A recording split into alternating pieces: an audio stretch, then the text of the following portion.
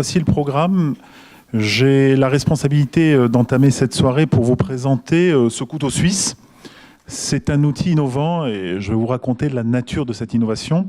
Et à l'issue donc de mon intervention, eh bien, il va y avoir une table ronde qui aura pour objectif donc d'essayer de voir quels sont les aspects, les enjeux à la fois scientifiques, bien entendu, je les présenterai, mais surtout ce qui sera intéressant, ce sera de voir quels sont les enjeux sociétaux, économiques, et derrière, bien entendu, il y aura donc des notions d'éthique et de bioéthique qui seront débattues, parce qu'effectivement, il est très très important de savoir que dès lors que l'on va avoir une technologie qui va manipuler notre intimité moléculaire, eh bien, il y a des questions qui se sont posées, à la fois par les chercheurs et les scientifiques, mais aussi et surtout par le grand public.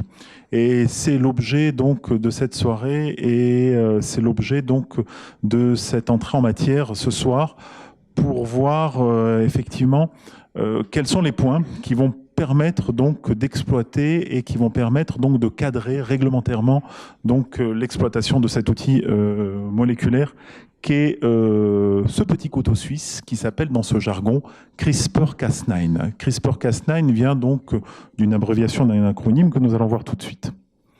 Donc voici le congrès et c'est la question qui se pose. Qu'est-ce que c'est? Alors, avant de rentrer dans le vif du sujet de ce qu'est cet outil, nous sommes avant toute chose sur une protéine. C'est une protéine qui va permettre donc de bricoler donc de l'ADN. Et cette petite protéine va permettre de faire ce que nous, généticiens, bricoleurs du vivant, nous aimons faire, c'est-à-dire donc du genome engineering. Genome, on va travailler sur le génome des organismes vivants. Engineering, nous allons faire de l'ingénierie. Nous allons bricoler, nous allons inventer, nous allons créer, nous allons structurer, nous allons créer des choses à partir donc des gènes et à partir donc de la base même de l'apparition des êtres vivants. Pour pouvoir comprendre cela, eh bien, la première des choses, ce sera peut-être bien de le définir, c'est la nature donc de ce nom. Ce nom est un petit acronyme. Et comme vous le savez, les acronymes, eh bien, nous baignons dans une société qui sont pleins d'acronymes. Par exemple, lorsque l'on regarde Énergie, la FNAC ou le Sopalin, le Sopalin, par exemple, c'est un acronyme, c'est la société de papier à linge, comme par exemple BN, la biscuiterie nantaise. Eh bien, CRISPR n'est ni plus ni moins qu'un acronyme. Un acronyme qui est un acronyme anglais, Clustered Regularly Interspaced Short Palindromic Repeats. Donc, ce sont des petites séquences répétées. C'est quoi? Dans notre génome, nous avons donc une information génétique qui est constituée de lettres.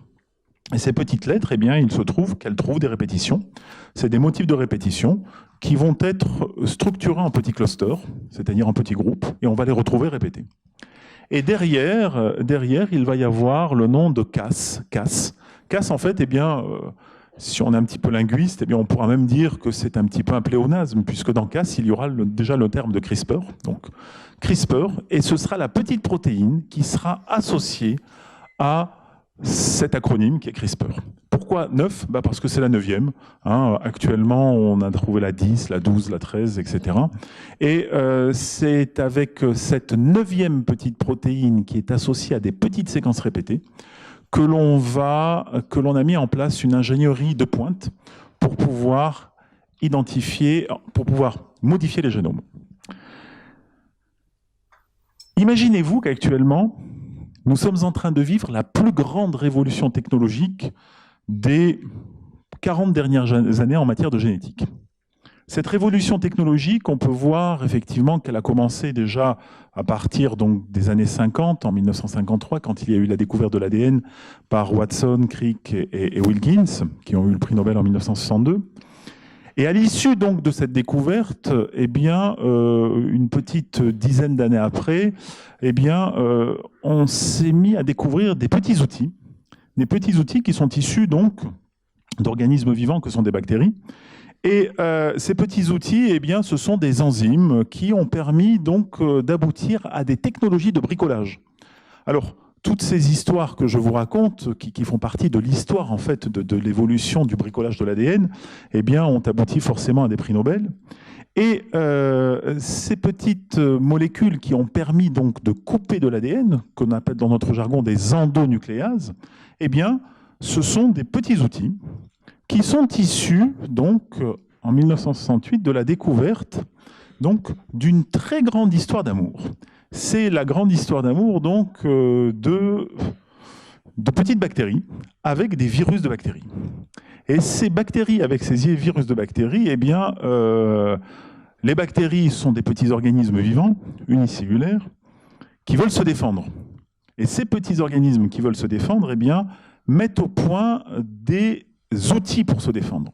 Ces outils, eh bien, ont déjà été découverts en 1968, ce sont ces enzymes de restriction. Et figurez-vous que 40 ans après, on va remettre le couvercle exactement sur la même type de technologie et de stratégie. Rebelote, on réécrit l'histoire, mais avec un outil complètement différent. Et cet outil complètement différent, eh bien, innovant même, est à l'origine donc de ce bouleversement technologique que l'on est en train de vivre depuis, je dirais maintenant, environ 5-7 ans, et qui est à l'origine donc de l'organisation de ce congrès aujourd'hui. Cette histoire, comme je vous l'ai dit, a abouti à la découverte donc, de cette technologie CRISPR-Cas9. Et c'est une technologie qui est assez révolutionnaire puisque ça a créé un réel tsunami, un bouleversement technologique. À l'origine de cela, on va retrouver deux dames, une Française, Emmanuelle Charpentier, une autre outre-Atlantique, Jennifer Doudna, qui sont à l'origine d'une publication qui a...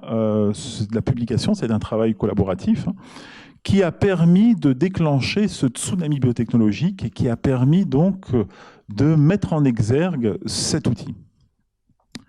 Donc voilà l'apparition de cette histoire et l'apparition donc de cet outil CRISPR-Cas9 qui suscite beaucoup d'intérêt. Alors, pour essayer de structurer un peu plus, je vais vous montrer, à partir d'un petit historique, comment est apparue cette histoire de CRISPR-Cas, parce que ce qui est intéressant, c'est de voir comment a germé cette découverte, mais comment a été aussi structurée cette découverte. Et aussi, il faut savoir que dans l'audience, eh bien, il y a des acteurs de cette découverte, ces acteurs, je vous les nommerai tout à l'heure, et qui font partie donc de cette grande histoire CRISPR-Cas. Pour avoir quelques petits repères historiques, et c'est un point qui est très important puisque ça nous permettra de fixer les idées, il faut savoir que c'est une histoire qui commence donc dans les années 80 avec une équipe donc de Japonais à l'université d'Osaka qui travaille sur des bactéries. Ces Japonais travaillent sur des bactéries et ils s'intéressent à ces petites séquences répétées. Rappelez-vous, je vous avais dit que CRISPR, c'est un acronyme qui contient Clustered Regularly Interspersed Short Palindromic Repeats. Ce sont des petites séquences répétées. Eh bien, Ishizumi Ishino travaille sur ces petites séquences répétées et les identifie.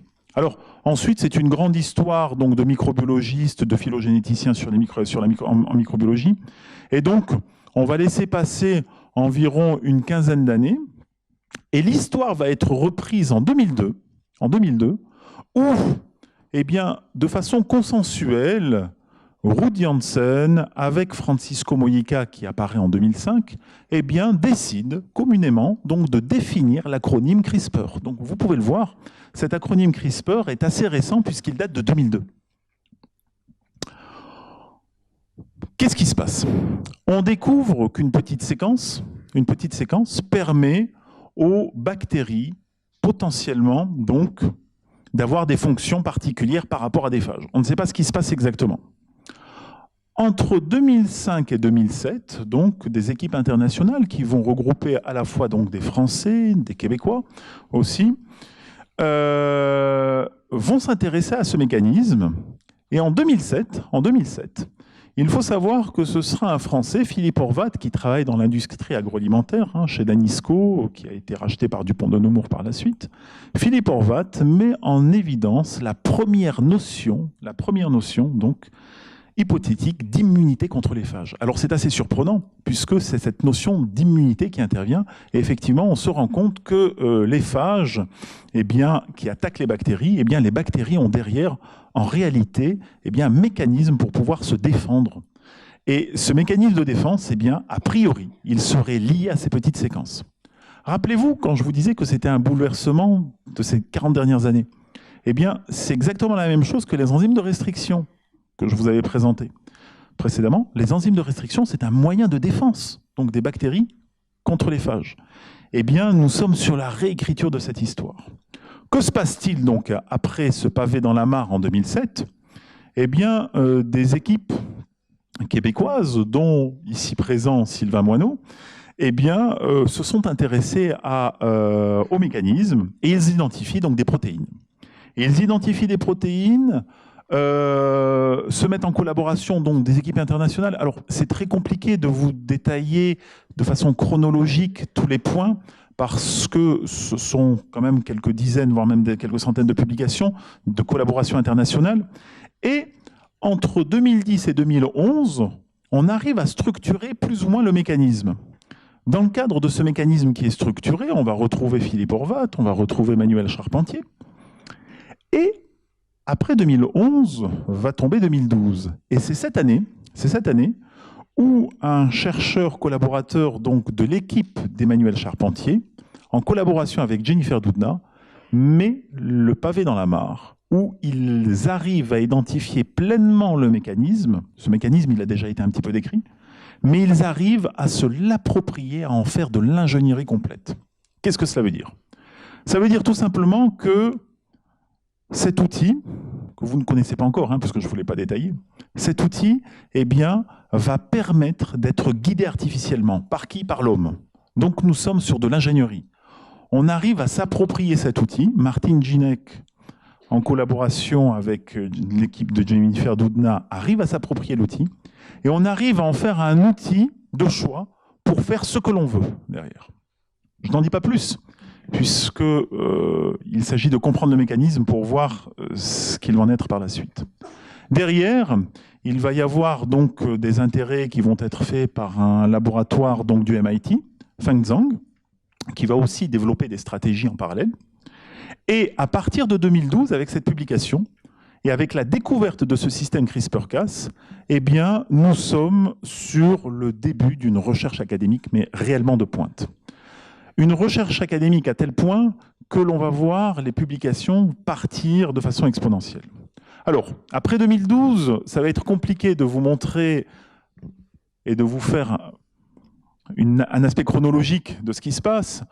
J'ai fait quelques petits points chronologiques en fonction de mon tropisme, en fonction donc de mon intérêt sur l'utilisation des outils de génétique en biotechnique. Regardez.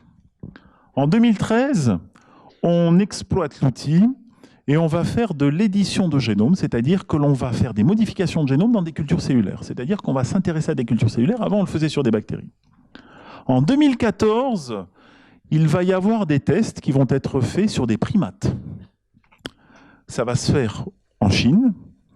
Et en Chine, en 2015, on va continuer cette étude donc, sur des modifications de génome sur des embryons humains.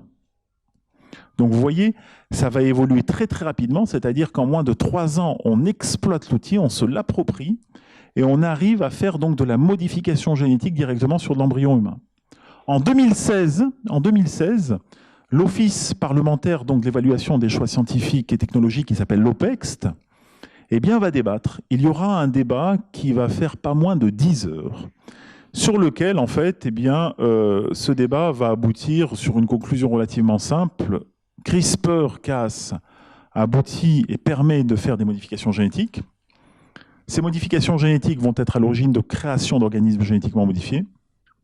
Et il faut savoir que dès lors qu'on a des OGM, nous avons les instruments communautaires actuellement qui permettent de réguler l'utilisation des OGM. Je vous le simplifie, c'est un peu plus compliqué que ça. Mon collègue et collaborateur, donc Christian Bleu, en débattra tout à l'heure. En 2016, Emmanuel Charpentier, toujours présente des améliorations de cet outil.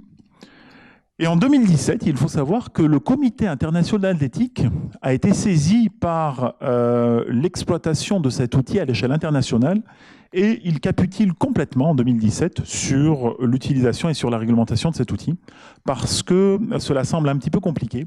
Et c'est surtout lié à quoi?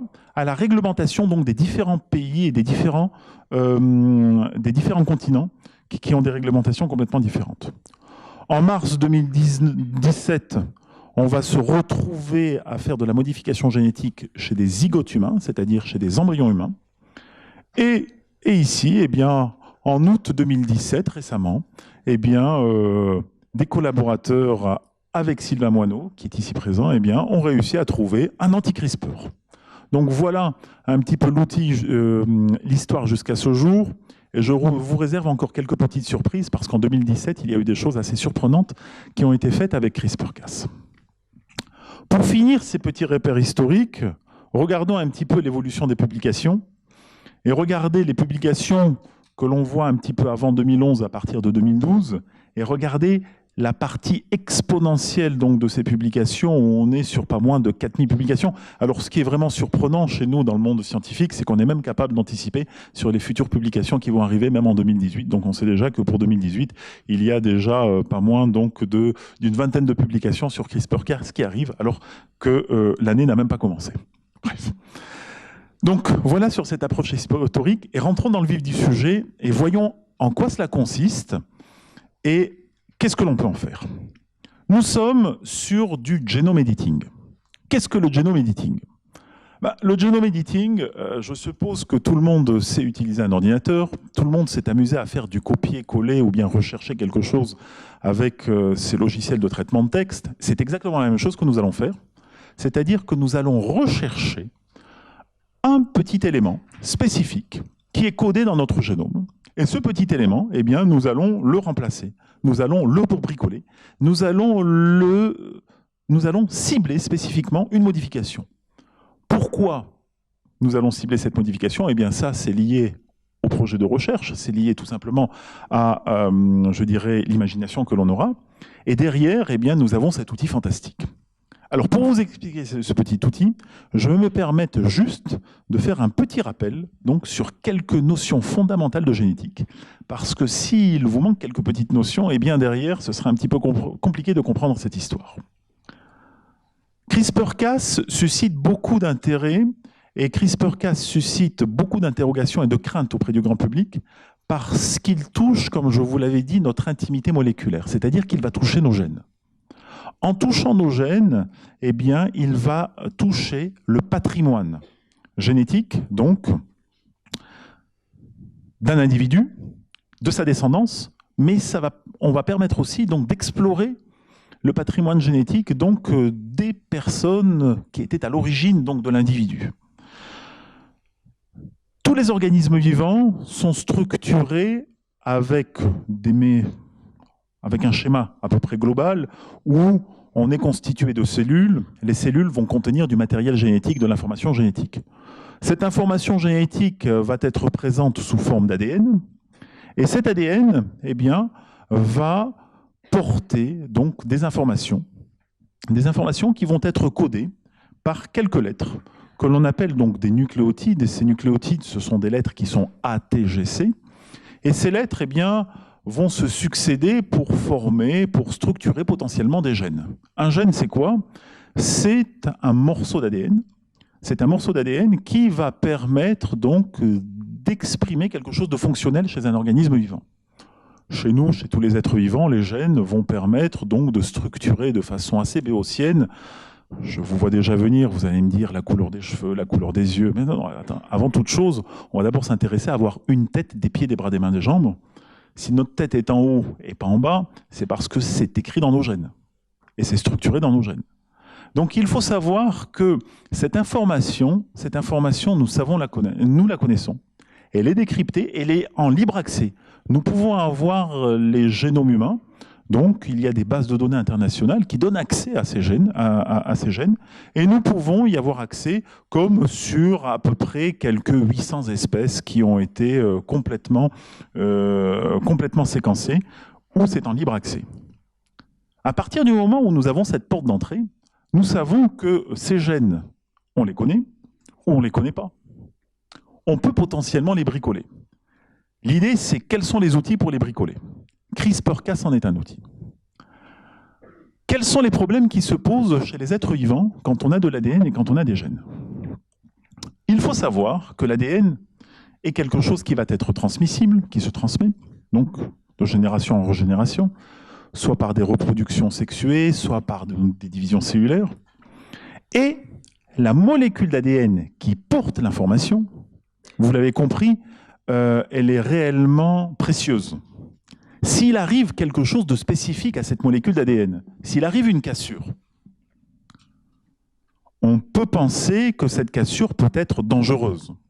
Et cette cassure, eh bien, va faire l'objet de réparations. Il va y avoir aussi donc des mutations qui peuvent intervenir dans nos gènes. Et ça, ce sont des problèmes courants qui arrivent. Je ne veux pas vous faire peur, mais vous savez que l'on subit quelques 6 à 10 000 mutations par jour qui sont réparées par des systèmes complexes, hein, vous pouvez le voir, hein, je ne vais pas rentrer dans les détails, faites-moi confiance, parce que s'il n'y avait pas les réparations, vous n'aurez pas les têtes que vous avez actuellement. Et derrière, nous avons des outils de réparation qui sont intrinsèques au système cellulaire, et ces outils intrinsèques, eh bien, permettent des réparations. Les cassures de gènes, je ne veux pas vous faire peur, mais quand vous allez vous exposer aux rayons ultraviolets en été sur le bord de la plage, vous mettez des crèmes bronzantes, c'est pour limiter l'effet des ultraviolets, pour limiter les cassures d'ADN. Ces cassures d'ADN sont elles-mêmes réparées, et c'est cette réparation qui va nous importer, qui va être intéressante. Vous avez compris aussi que la cassure va être dangereuse. L'objet du système CRISPR-Cas, c'est quoi ? CRISPR-Cas, ce sera de générer une cassure. C'est-à-dire qu'avec cet objet, avec cet outil que nous venons de découvrir il y a à peine 5-7 ans de cela, eh bien, on va générer une cassure, et cette cassure sera la porte d'entrée pour pouvoir faire du bricolage. C'est là où nous, généticiens, biotechnologues, eh bien, nous sommes intéressés parce que, à partir du moment où nous sommes créés une petite brèche dans l'ADN, eh bien, nous créons en fait la porte d'entrée pour pouvoir générer et bricoler ce que l'on souhaite. Et cela, eh bien, ça fait partie de la notion que je vous présentais tout à l'heure, c'est-à-dire cette notion d'édition de génome. Alors en fait, comment ça fonctionne ? Comment ça fonctionne ? C'est cette petite protéine que vous pouvez voir en haut sur la droite de l'écran, et c'est cette petite protéine qui va faire la cassure. Regardez, je vais rentrer dans un détail un petit peu technique, mais il me semble que ça va être assez simple à comprendre. Nous sommes sur une petite protéine qui est représentée en rose, et cette petite protéine, eh bien, va être guidée sur l'ADN que vous voyez en bleu, et elle va être guidée grâce à quoi ? Grâce à la petite structure orange et verte que l'on appelle un ARN. Alors je ne rentre pas dans les détails ARN, ADN, mais tout ça, ça fait partie de la même famille des nucléotides. Et les ARN et les ADN ont de l'affinité, ils savent se reconnaître. Cette petite structure orange et verte va permettre de guider notre petite protéine Cas9 que vous voyez en rose. Et ce guide, en fait, en vert, que vous pouvez voir, qui est représenté par le guide génomique spécifique Sequence, eh bien, c'est tout le génie de Martin Ginec d'avoir dit, mais en fait, moi, ce guide, je vais pouvoir me l'inventer sur n'importe quelle séquence d'ADN que je souhaite. À partir du moment où je décide de faire un petit guide qui va me positionner ma petite protéine, eh bien, ma petite protéine, son rôle, ce sera de faire quoi ? De couper. Et à partir de ce moment-là, je viens de me créer ma petite brèche pour pouvoir faire quoi derrière ? Eh bien, pour pouvoir faire mon genome engineering, c'est-à-dire pour faire ma modification génétique. Alors, voyons en détail comment cela se passe. Et voyons quelques petites images. Alors, ce sont des images, ce ne sont pas des images de synthèse, ce sont des images d'artistes qui ne sont pas loin de représenter la réalité et qui sont extraites donc d'une vidéo qui est libre.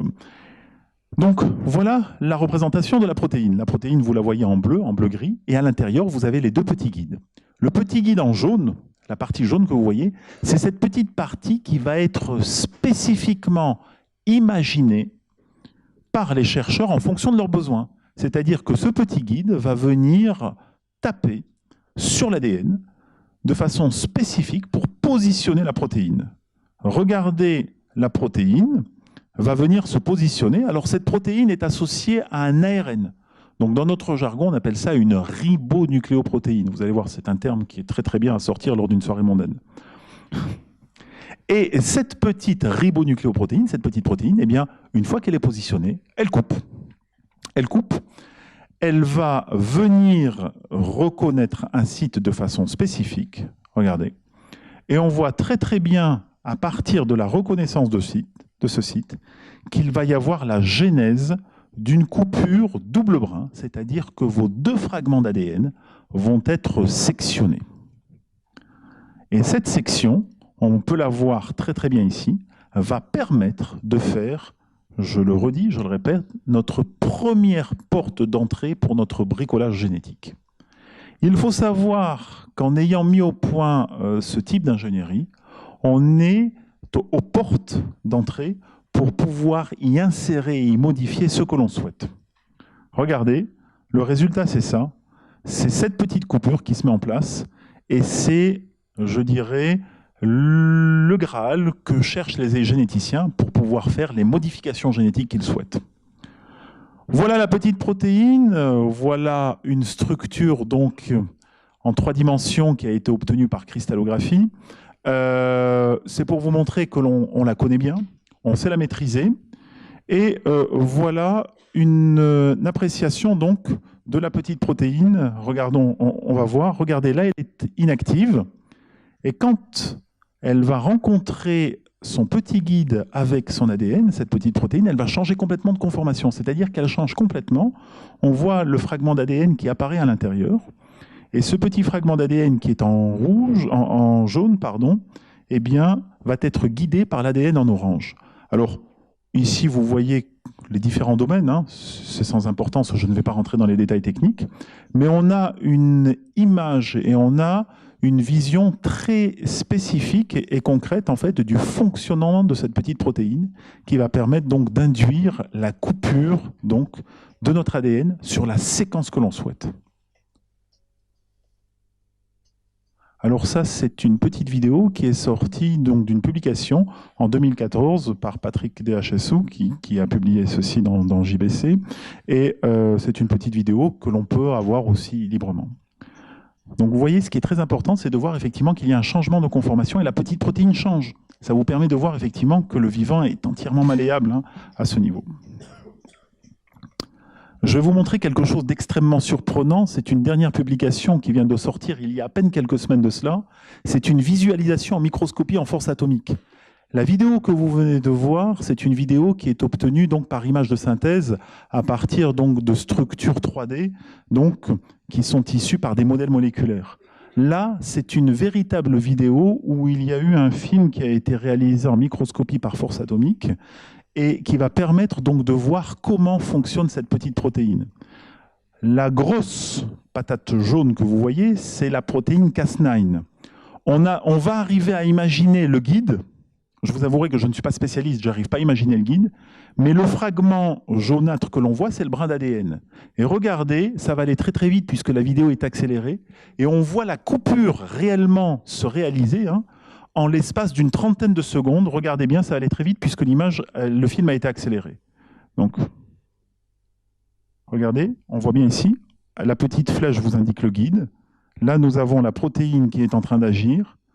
Elle est en train d'agir sur le fragment d'ADN, et regardez, le fragment d'ADN est coupé, et nous nous retrouvons avec un fragment d'ADN qui est entièrement clivé. D'accord ? Donc ça, ce sont des publications qui datent d'il y a quelques semaines à peine. En fait, on voit la puissance de cet outil. Pourquoi je vous présente ça ? C'est important. C'est important d'avoir à l'idée que si l'on met en place un colloque et que l'on va mettre en place donc, des journées spécifiques sur CRISPR, nous avons déjà beaucoup de connaissances derrière. Et les craintes qui existent chez le grand public, qui sont légitimes, eh bien, vous allez voir avec les communautés scientifiques vont être potentiellement modérées. Quels sont les avantages de cette technologie ? Les avantages de cette technologie, vous l'avez compris. Nous sommes sur une petite protéine qui va venir, qui va couper de façon spécifique. Vous avez compris qu'on va pouvoir choisir la région où l'on coupe. On dit qu'elle est programmable. elle va présenter une grande spécificité, elle va être extrêmement précise, fiable, et d'une efficacité redoutable. C'est cette efficacité redoutable, même des fois, qui fait peur. Même nous, quand on l'utilise, eh bien, c'est cette notion donc, de précision qui va même des fois nous gêner dans certains cas, parce qu'on ne s'attend pas du tout à avoir ce type d'efficacité.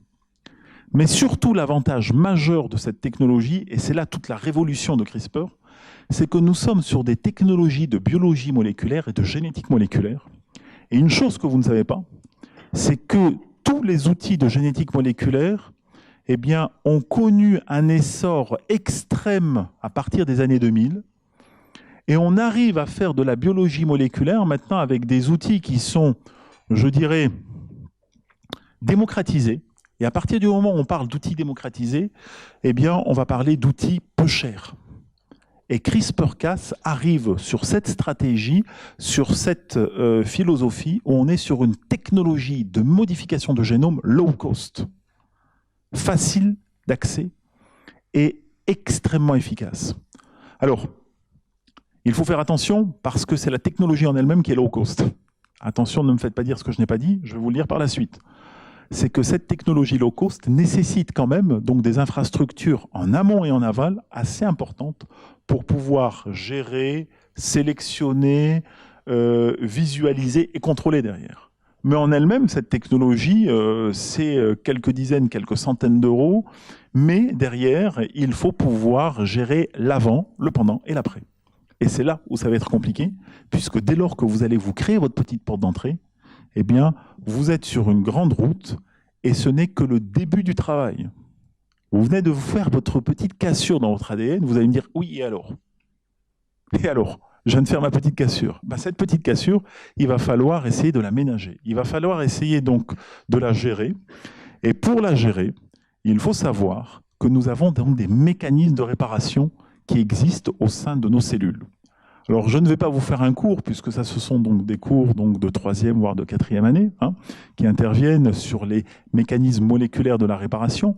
Mais c'est tout simplement pour vous dire que ces mécanismes de réparation, eh bien, ce sont nos portes d'entrée qui vont nous permettre de faire le bricolage.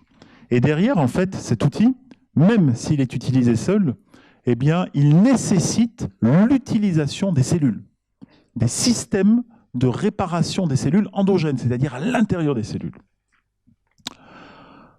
Une fois que l'on a compris ceci, une fois que l'on a compris que l'on va pouvoir gérer les réparations, eh bien, on va pouvoir créer nos mutations. On va pouvoir créer nos mutations, vous avez vu, Seek and Destroy, c'était l'objet d'une publication Nature il y a quelques années de cela. Et les objectifs de CRISPR, eh bien, les voici. Attention, n'ayez pas peur. Les objectifs, c'est quoi? On va être sur tout ce qui touche le vivant.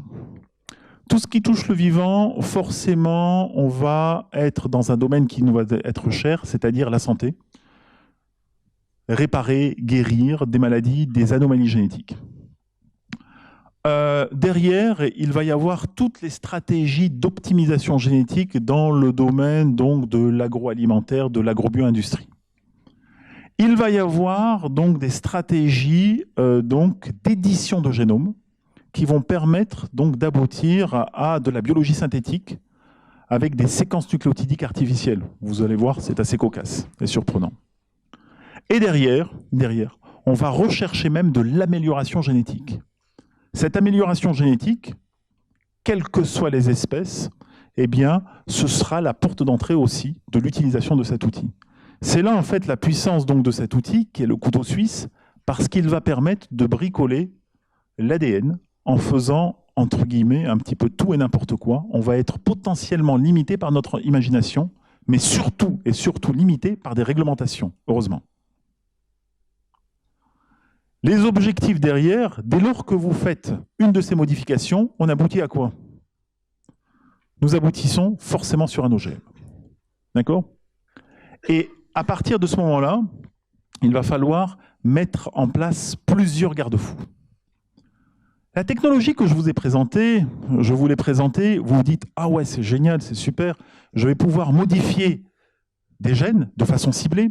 J'ai un petit guide, j'ai un petit morceau d'ARN qui va me greffer ma protéine Cas pour pouvoir couper. » En fait, il faut savoir que tout n'est pas aussi rose. Le monde n'est pas aussi joli, malheureusement. Il faut savoir que ce système, bien qu'on le maîtrise, bien qu'effectivement il y a des stratégies qui permettent de le maîtriser potentiellement, eh bien, si on va vouloir cibler un gène particulier, j'ai aussi des risques parce qu'on ne connaît pas toujours très très bien nos systèmes.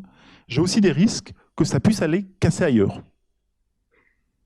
Et si ça casse ailleurs, et que ce n'est pas mon gène d'intérêt, là, on peut réellement penser que c'est un problème. Et c'est le point majeur, donc, c'est le risque majeur donc, de toute cette technologie. C'est ce risque que l'on appelle dans notre jargon le off-target, c'est-à-dire le hors-cible, c'est-à-dire la coupure hors-cible qui va générer une fracture dans l'ADN sur une région que l'on ne connaît pas. Alors, je ne veux pas vous faire peur, nous avons des éléments, nous avons des instruments, nous avons des logiciels, nous avons donc des stratégies d'analyse qui vont nous permettre donc de contrôler, de vérifier effectivement que ces problèmes n'apparaissent pas. Mais ça peut faire l'objet donc de mutations qui peuvent être non volontaires. Alors, simplement pour vous rassurer, par rapport à cela, il faut savoir que nous sommes sur une ingénierie de pointe. Et cette ingénierie de pointe, eh bien, nous a permis donc de trafiquer complètement la protéine. Cette petite protéine que je vous ai présentée, on a réussi à l'optimiser. Imaginez-vous qu'on a réussi à en faire une haute fidélité, pour garantir sa fidélité, de sorte à ce qu'elle n'aille pas couper ailleurs. On a réussi même à modifier sa façon de couper. Je ne rentre pas dans les détails. Ça introduit donc de l'ingénierie pour pouvoir améliorer la spécificité d'action. Bref, faites confiance quand même aux scientifiques. Derrière, vous le savez bien, dès qu'il y a un problème, on essaye potentiellement de le maîtriser. Et puis une chose qui est très importante, c'est que cette protéine, la Cas9, vient de bactéries. Les bactéries, sans vouloir vous faire peur, on estime qu'on n'en connaît pas plus de 1% actuellement sur la planète. Eh bien, imaginez-vous que on est en train donc de découvrir de nouveaux outils, de nouvelles types de protéines de type Cas, qui sont issues d'autres bactéries, qui vont couper peut-être de façon plus spécifique, peut-être de façon moins spécifique, qui vont couper différemment et qui vont avoir donc des actions complètement différentes. Bref, nous sommes actuellement sur le début en fait de la découverte complète donc de cet outil. Dans nos expériences, regardez ce que l'on fait. Eh bien, dans nos expériences, il faut savoir que nous sommes sur ce qu'on appelle un flux de travail qui est très complexe. Ce flux de travail, vous imaginez bien, on ne va pas se réveiller, je ne vais pas me réveiller le matin, je vais dire tiens, écoutez, ce matin j'ai décidé de faire la mutation donc, de tel gène chez la souris ou bien chez l'homme. Non. Il faut savoir qu'en amont, il y a une réflexion qui est mise en place. Ensuite, il va y avoir une phase de pilotage. Et puis, derrière, même avant de commencer, on va se dire, mais quels sont les garde-fous qui vont me permettre de dire, effectivement, est-ce que j'ai bien fait mon travail, est-ce que je n'ai pas bien fait mon travail? Donc, vous voyez, dans nos expériences CRISPR, eh bien, nous avons un flux d'action qui est structuré et qui, à mon sens, je pense, va peut-être faire l'objet donc d'aspects réglementaires. On en discutera peut-être tout à l'heure, mais ce serait peut-être donc une structuration qui va être potentiellement souhaitable dans l'avenir. On le verra par la suite. Donc cet outil qui est ce couteau suisse, eh bien, quelles sont les applications? Alors attention les yeux, regardez. Une première application qui, moi, m'a amusé, c'est génial, c'est CRISPR au cinéma. Eh oui. Donc, une publication donc, de Nature 2017, qui date du mois d'août, eh bien, imaginez-vous qu'ils ont réussi à encoder dans des bactéries donc, un film. Alors, la technologie, la prouesse en soi, consistait à montrer que dans l'ADN, vous savez, dans l'ADN, on a du codage qui se fait sous 4 lettres, ATGC. Le codage numérique est binaire, et donc en ayant 4 lettres, on a plus d'informations, forcément. Et donc, pour encoder ça, eh bien, ils ont trouvé pas moins que d'utiliser l'outil CRISPR. Oui. Donc la prochaine fois, quand vous voudrez faire du cryptage d'informations, vous allez avoir votre petite protéine CRISPR-Cas et vous allez encrypter vos données de votre ordinateur à partir de cela. Quelque chose qui m'amusait. Quelque chose qui va être un peu plus surprenant, mais je pense que vous en avez déjà l'idée. c'est paru dans Science et Vie. C'était une publication donc de Abdou-Néal, les 9 promesses de CRISPR. Je vais vous les énumérer. Optimiser les gènes pour doper les individus. Oui, ça, c'est pour les Jeux Olympiques de 2014. De 2024, pardon. Les Jeux Olympiques de 2024, eh bien, les athlètes vont avoir une petite protéine Cas. Ils auront des petites gélules avec donc des ARN guides. Et ces petites gélules, ce sera soit la testostérone, soit avec donc d'autres types. Et ça va activer. Je ne plaisante à peine, parce que si je vous le dis, c'est qu'il y en a qui en ont pensé. Il y en a qui ont pensé déjà à ça.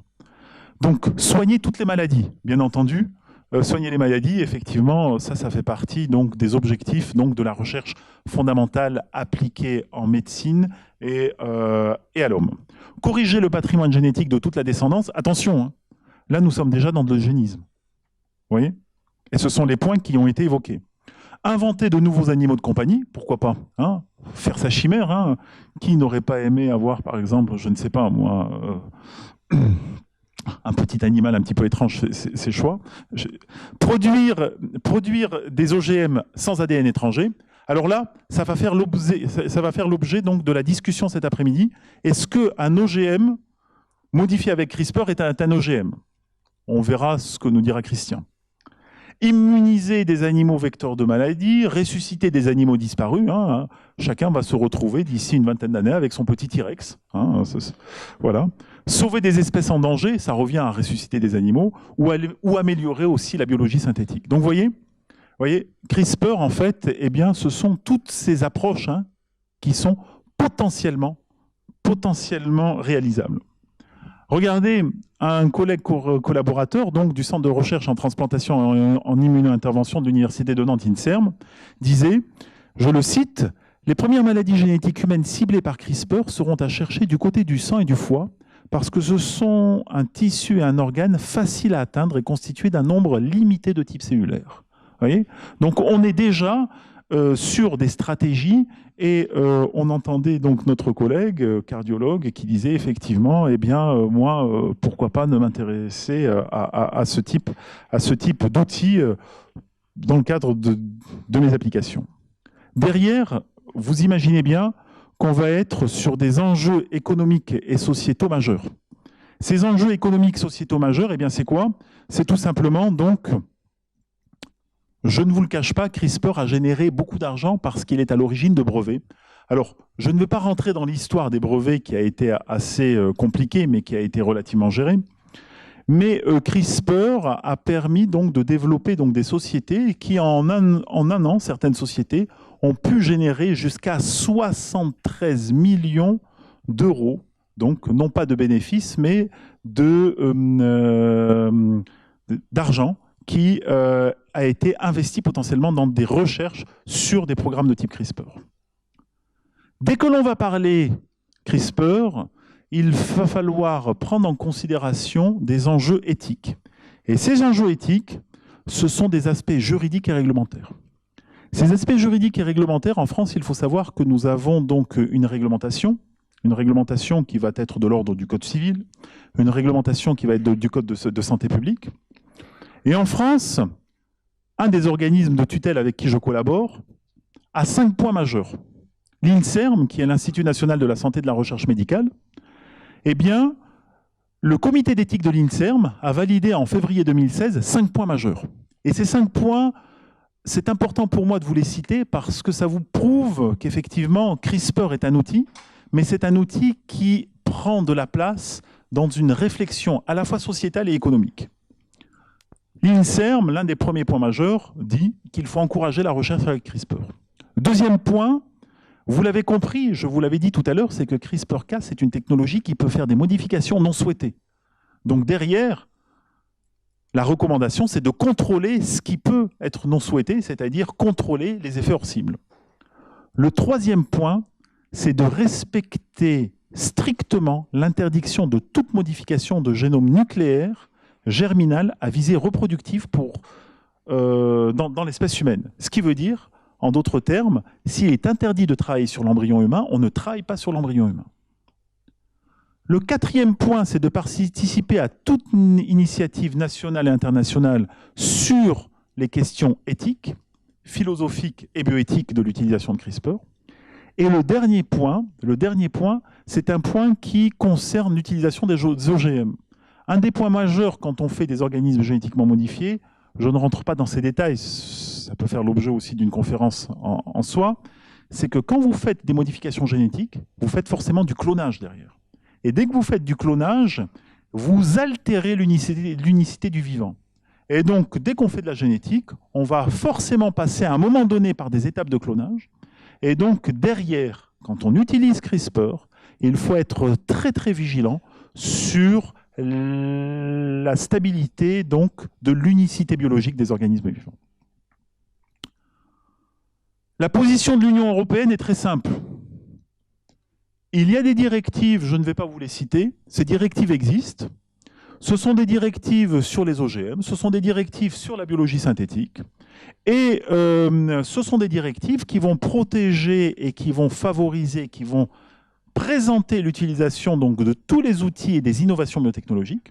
Et ces directives, elles sont applicables directement parce que, tout simplement, dès lors que l'on va utiliser une stratégie CRISPR-Cas, on va soit faire de la biologie synthétique, soit faire des modifications génétiques, et on se doit, en qualité de citoyen en France ou européen, appliquer directement la réglementation.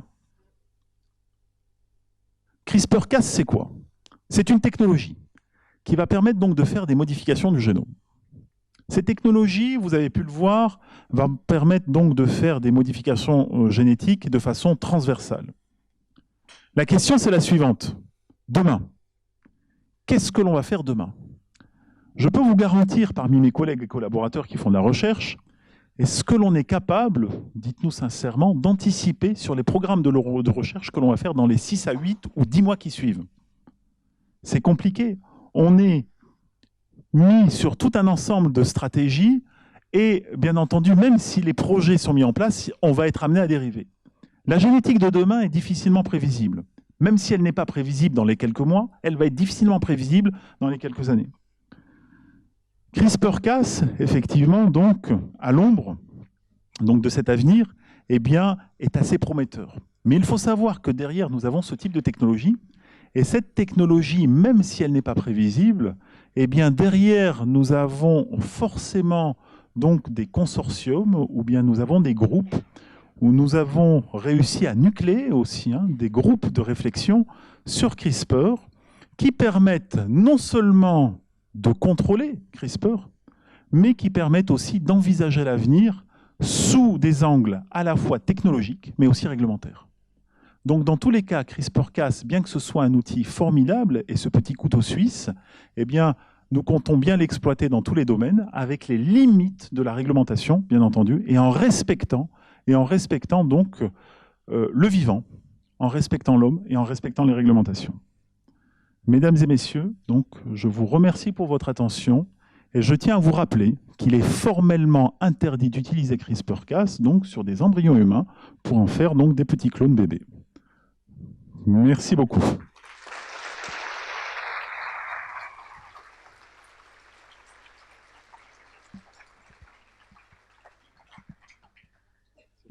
Merci Christian pour cette conférence tout à fait passionnante. Et donc on va démarrer. T'en vas pas trop loin. Ben oui. Donc tu es au centre de la table ronde, puisqu'en fait cette table ronde va reprendre un petit peu les éléments de ce que tu as dit et a certainement fait germer toute une foule de questions. Donc je t'en prie, va t'asseoir. Donc autour de Christian Siatka, qui est généticien toxicologue, professeur associé à l'Université de Nîmes, expert judiciaire, expert auprès de la Commission européenne en biologie et génétique. Il va y avoir d'autres personnes, mais vous avez vu que le background et le CV permet justement d'aborder tous ces points sur CRISPR. Pour accompagner donc Christian, alors je vais appeler John DeVos.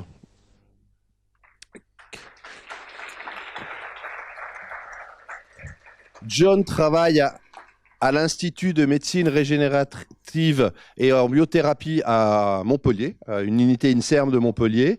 Il a entre autres participe à un atelier de réflexion sur l'édition du génome de l'embryon humain. Donc, dernière réflexion que nous a donnée Christian, dont plusieurs sociétés savantes font partie, dont la SFG. Autre invité, Anastasios Brenner.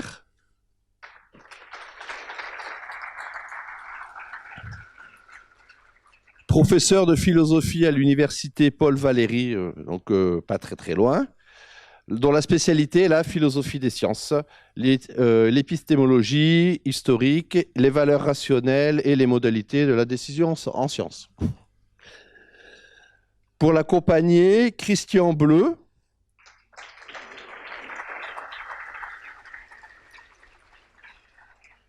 Immunologiste et biologiste moléculaire de formation, il est surtout ici pour son rôle dans la commission de génie génétique qu'il suit depuis sa création en 1993. Et depuis 2004, il est responsable de la cellule de contrôle des OGM manipulés en milieu confiné au sein de la Direction générale de la recherche et de l'innovation. J'appelle pour compléter cette table ronde Guillaume Bagnolini.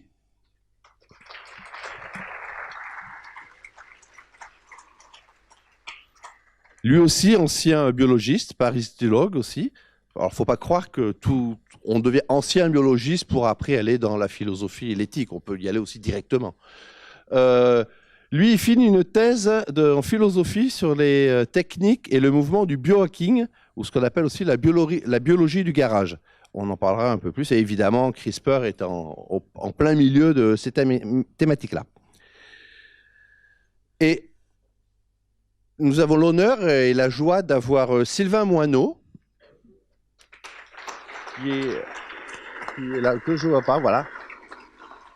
Sylvain, dont vous avez vu le nom apparaître sur les slides de Christian Siatka, qui est un des conférenciers donc, du programme scientifique qui démarre demain et qui nous fait l'honneur donc, de participer à cette table ronde qui va rester donc grand public. On va éviter de dire des gros mots de biologie, de génétique et autre chose.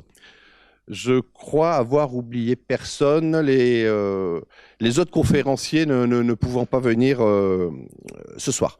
Je vous en prie, installez-vous.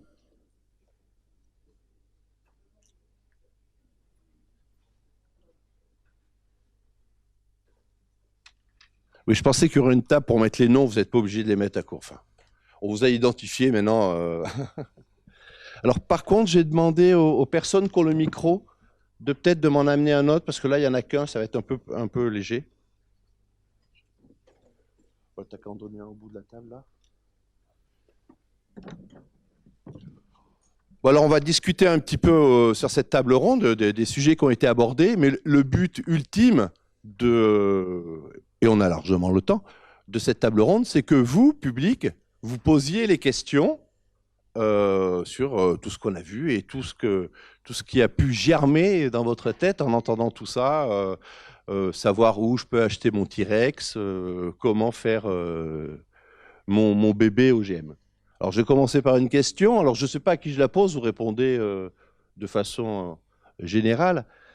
C'est d'ailleurs John qui me l'a soufflé, donc c'est facile. Hein.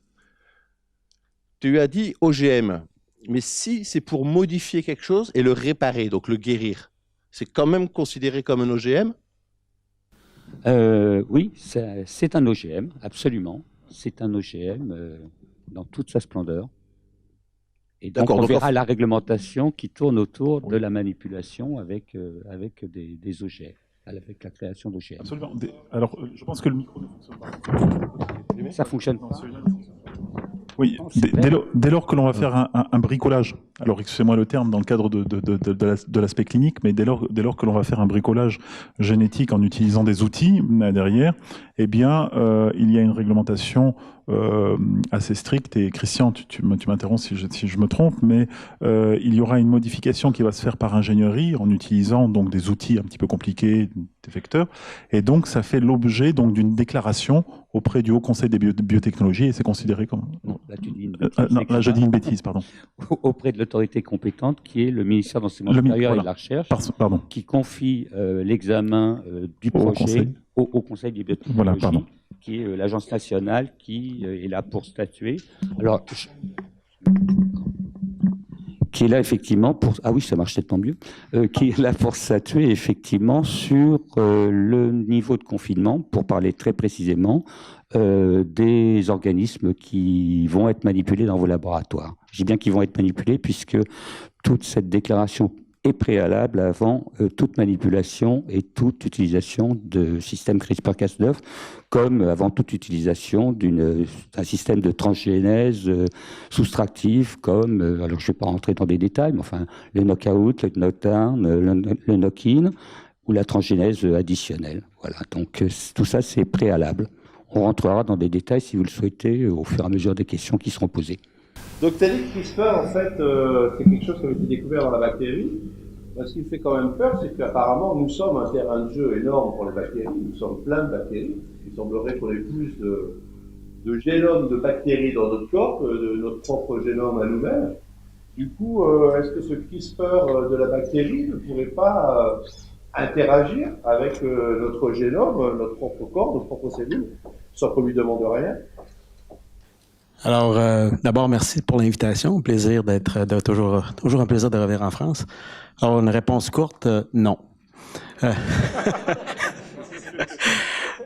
Alors, je vais vous reprendre un petit peu en vous disant qu'effectivement, nous sommes pleins de bactéries, mais en fait, nous sommes encore plus pleins de virus. Hein. Vous savez, on a plus de bactériophages en nous et sur nous qu'on a de bactéries. Donc, il y a effectivement une guerre continuelle entre les virus et les bactéries. Et c'est sûr que le système CRISPR-Cas est je dis bien des mécanismes de résistance que possèdent les bactéries pour se défendre. Il ne faut pas oublier également que c'est seulement la moitié des bactéries qui possèdent un système CRISPR-Cas, donc c'est pas l'ensemble des bactéries, mais c'est évidemment avec les chiffres que vous mentionnez, c'est énorme, là. Mais les probabilités que vous mentionnez sont très infimes, je vous dirais. La moitié, rassurez. Non, mais en fait, ça revient un petit peu à la question OGM de tout à l'heure, si vous me permettez. Si on réussit un jour à maîtriser les technologies CRISPR-Cas9 pour nous amener à peut-être guérir des gens, on peut se poser la question, si on guérit des gens avec CRISPR-Cas9, est-ce qu'on peut maintenant faire des aliments OGM? Et moi, je pense que les gens qui sont contre les OGM vont toujours être contre les OGM. Donc, on ne pourra jamais avoir l'unanimité sur le sujet. Là. Les 9 promesses de CRISPR que tu as énoncées, tu as dit que c'était potentiellement réalisable.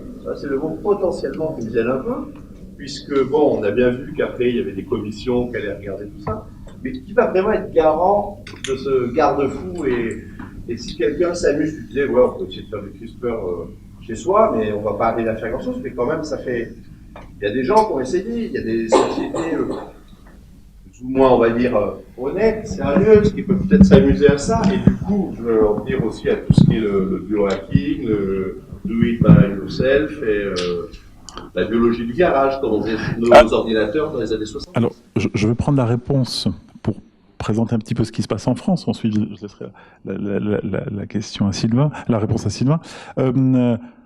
CRISPR, tel que je vous l'ai présenté, certes, ça paraît simple sur le papier. Mais le fait de pouvoir le mettre en place, ça nécessite vraiment donc une infrastructure en amont qui va permettre donc de faire donc de la biologie cellulaire, de la biologie moléculaire. Et derrière, il faut aussi avoir donc des plateformes aussi. On va pas rentrer dans des détails techniques, mais qui vont permettre donc de faire du screening à haut débit, même du séquençage, pour pouvoir garantir, authentifier. Alors, c'est simple comme ça sur le papier, c'est low cost, la technologie en elle-même, mais avant le projet et après le projet, ça peut coûter très très cher aussi. Donc c'est pas quelque chose qui va apparaître non plus chez le commun des mortels. Ensuite, chez nous, en France et en Europe, on n'est pas dans un état d'esprit comme outre-Atlantique, ou bien il y a des personnes qui s'amusent parce qu'ils n'ont rien d'autre à faire donc de la biologie dans le garage. Voilà. Ensuite, c'est... Pardon ? Oui. Ouais, on va voir ça, mais ensuite derrière, ça risque d'être compliqué pour essayer de mettre en place ce type de technologie, bien qu'elle soit facile et réalisable à mettre en place. C'est pas demain que ce sera, je dirais, à la portée de Monsieur Tout le Monde. Ensuite, derrière, il faut savoir que c'est mis en place par donc des laboratoires, par des instituts de recherche. Il y a des déclarations qui sont faites et il y a, dans certains cas, des surveillances qui sont faites par rapport aux structures qui utilisent ce type de technologie. Non, alors je suis tout à fait d'accord sur le fait que effectivement CRISPR demande des coûts, pour le moment en tout cas, assez importants et des technologies qui ne sont pas à la portée des laboratoires associatifs type biohacking, biologie de garage. Après, en France, il y en a, hein, vu que ma thèse porte sur le mouvement français. Donc malheureusement, donc effectivement, il y en a deux principaux. À la Paillasse à Paris, où effectivement ils font... alors effectivement, ça reste de l'identification d'espèces, par exemple par du DNA barcoding. Donc quand même des technologies de biologie moléculaire qui sont poussées sans être non plus effectivement énormément, enfin, entraînant des coûts qui sont assez importants. Il y en a un autre, un laboratoire associatif qui est à la mine. Ce que je voudrais dire juste pour déminer un peu le propos tout de suite, c'est qu'il y a beaucoup de communication derrière, parce que effectivement, parler de CRISPR, ça rapporte des crédits. Et ça rapporte aussi des financements, notamment d'entreprises de la Silicon Valley. Et en France, la Paillasse notamment, sont financées entre autres par certaines grandes startups de la Silicon Valley qui voient un terrain d'expérimentation fabuleux avec des personnes qui ne sont pas forcément des scientifiques, qui n'ont pas forcément non plus tout à fait les mêmes contraintes que dans les laboratoires institutionnels officiels, et effectivement qui développent après beaucoup de communication, beaucoup de futurologie autour de ça. On a vu effectivement l'article de Science et Vie où on soigne toutes les maladies, on améliore l'être humain, on pourra parler peut-être un peu du transhumanisme aussi. Et donc effectivement, il y a beaucoup de discours, beaucoup de communication autour de ça, qui finalement, dans le fait concret, quand on regarde un peu plus et qu'on va justement dans ces laboratoires, reste quand même assez modeste sur ce qu'ils font exactement, concrètement, au jour le jour, dans ces laboratoires. Donc effectivement, là je rejoins totalement, c'est que même s'il y a des laboratoires et même s'il y a un mouvement de biohacking en France qui s'étend, avant que soient mis en place des projets CRISPR comme on a dans les laboratoires institutionnels, je pense qu'il faudra quand même pas mal de temps et pas mal d'argent qui soit investi à l'intérieur de ces laboratoires. Donc, ma dernière question, en fait, c'était plutôt sur toi, Anastasios. Est-ce qu'on a déjà vu dans l'histoire des sciences quelque chose qui a pris comme ça un tel engouement qui sort du labo, qui semble vraiment sortir du labo et intéresser vraiment directement la population, puisqu'on communique énormément, comme on vient de dire, pour acquérir des maladies, acheter un T-Rex. Est-ce que c'est des fractionnements, des événements que l'on retrouve dans l'histoire des sciences? Certes, hein, les révolutions scientifiques, hein, et il y en a eu plusieurs. Hein, on admet que bon, la révolution copernicienne, la révolution einsteinienne, bon, c'est des événements qui ont bouleversé l'ordre social, l'ordre politique aussi souvent. Alors, ce qui est évidemment nouveau là, c'est que ça nous touche de façon plus intime, hein, puisque c'est le vivant, hein, donc c'est pas l'extérieur, c'est pas notre environnement, c'est nous-mêmes. Hein, voilà, donc effectivement, c'est à cet égard une révolution d'un autre type, hein, oui. Hein, et effectivement, le problème qui se pose, qui a été évoqué à plusieurs reprises, c'est les conséquences éthiques. Et ça, c'est du domaine de l'éthique appliquée. Et c'est quelque chose, évidemment, qu'il nous faut construire ensemble, je veux dire, entre voilà, la réflexion, disons, philosophique, traditionnelle, et puis les problèmes nouveaux que posent voilà, ces nouvelles technologies, très précisément, pour bien les cerner. Je peux compléter par rapport justement à cet atelier de réflexion que tu as vu sur l'embryon humain, et par rapport à ce que tu sais aussi, le laboratoire par rapport à l'édition du génome humain, c'est exactement ce qui vient d'être dit. Pour la première fois, là, c'est vraiment une révolution qui peut potentiellement nous concerner si on commence à modifier le génome de l'être humain. C'est-à-dire si on modifie le génome dès le stade de l'embryon, à ce moment-là, cette modification sera transmise à l'ensemble des générations suivantes, hein, de cet individu qui aura été modifié. C'est-à-dire que pour la première fois, on peut imaginer C'est pas encore fait, mais on peut imaginer techniquement, de manière relativement réaliste, même s'il faut encore, avant de passer en clinique, il y a des obstacles éthiques et des obstacles techniques à résoudre, mais on peut quand même imaginer que pour la première fois, l'être humain prend en charge sa propre évolution, quoi. Ce serait la première espèce vivante qui peut, s'il le souhaitait, c'est pas forcément souhaitable, mais qui peut modifier son génome comme il en a envie, c'est-à-dire finalement guider l'évolution dans un sens ou dans un autre. Et donc ça, c'est vraiment une révolution profonde. Alors, c'est pas forcément souhaitable, hein, mais à ce titre-là, c'est quand même une révolution très profonde puisque c'est quelque chose qui est à la portée de la main. Et donc ça change beaucoup. Non, après, la réflexion de l'atelier, c'est une réflexion qui est finalement partagée avec la plupart des sociétés savantes qui sont réunies autour de la question de faut-il modifier l'embryon humain, avec un consensus aujourd'hui qui est il ne faut pas le faire à visée reproductive, c'est-à-dire aujourd'hui les techniques de toute façon, on se pose deux questions, est-ce qu'il faut vraiment le faire, est-ce qu'on a vraiment un besoin médical, bon, on pourra en rediscuter après, et deuxièmement, pour le moment en tout cas techniquement, même si la question médicale était claire, à quoi ça pourrait nous servir. D'un point de vue technique, on n'est absolument pas OK. Donc, ce n'est pas à mettre en œuvre aujourd'hui. Donc, à ce titre-là, il faut continuer l'interdiction qu'il y a aujourd'hui en France, par exemple. On n'a pas le droit de modifier le génome d'un embryon humain. Mais il y a un consensus pour dire qu'il ne faut pas s'interdire de faire de la recherche sur la modification du génome de l'embryon humain. Donc, il faut, alors qu'aujourd'hui en France elle est interdite, mais dans d'autres pays comme par exemple l'Angleterre ou les États-Unis c'est autorisé, et récemment il y a eu des publications de très haut niveau à ce sujet, quoi. Oui, merci. En fait, j'aimerais juste simplement rajouter que cette révolution dans le domaine des sciences biologiques est aussi couplée à la révolution dans les réseaux sociaux. Et donc tout va trop vite, tout va très vite, et c'est quand même des questions qui sont profondes, qui demandent du temps.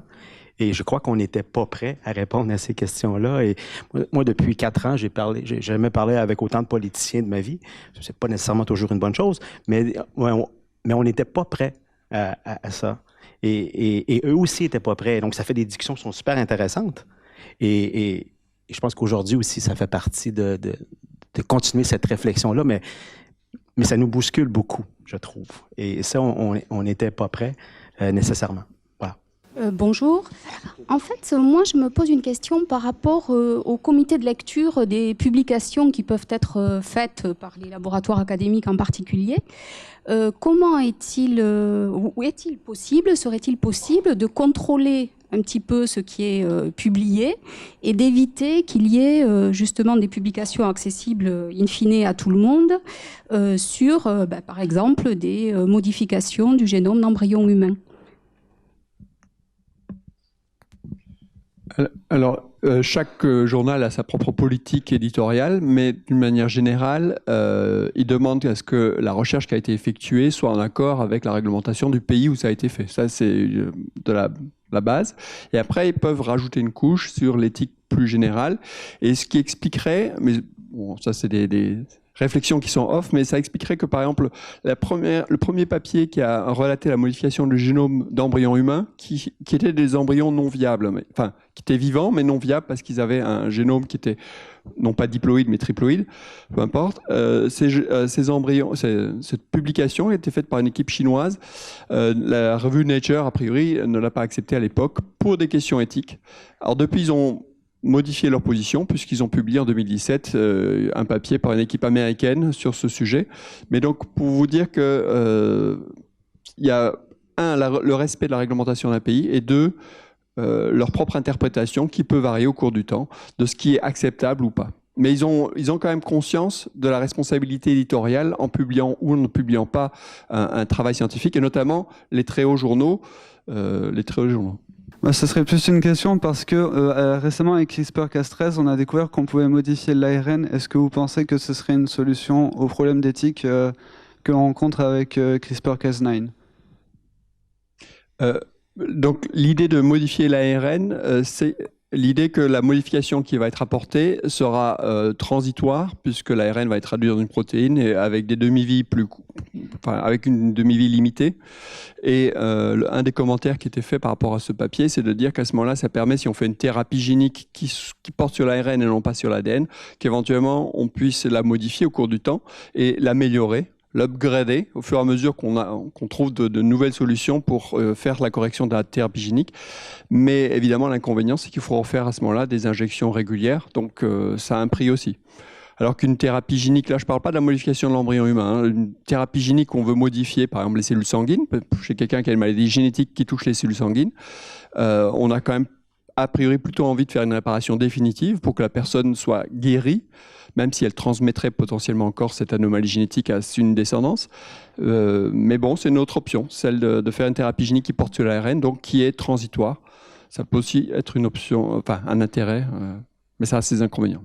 Vous venez de parler de thérapie génique. Je voudrais savoir si vous avez une idée du temps, de la durée, dans combien de temps vous pensez qu'avec cette technologie, on pourra enfin avoir une application réelle de maladies génétiques? Surtout qu'il va y avoir le Téléthon bientôt. Donc. Il y a depuis très récemment, non pas avec la technique CRISPR-Cas9, mais une technique relativement proche, même si elle était beaucoup plus onéreuse, qui n'a pas été citée, mais qui sont une autre forme de ciseaux moléculaires. Il y a un essai clinique qui a commencé aux États-Unis. Il me semble bien que c'est aux États-Unis. Donc voilà, ça a déjà, enfin, même si CRISPR-Cas9 n'a pas encore commencé, des technologies un peu similaires, mais beaucoup plus chères, ont déjà commencé en clinique. Et on dit en général qu'il faut au moins une dizaine d'années entre une invention et sa mise en œuvre en clinique. Et là, bon, il faut trouver d'abord la cible, ensuite la tester in vitro, puis dans des modèles animaux, puis passer à l'être humain dans les essais cliniques. Ça prend du temps. Mais compte tenu des enjeux à la fois médicaux et financiers aussi, ça pourrait être plus rapide que 10 ans.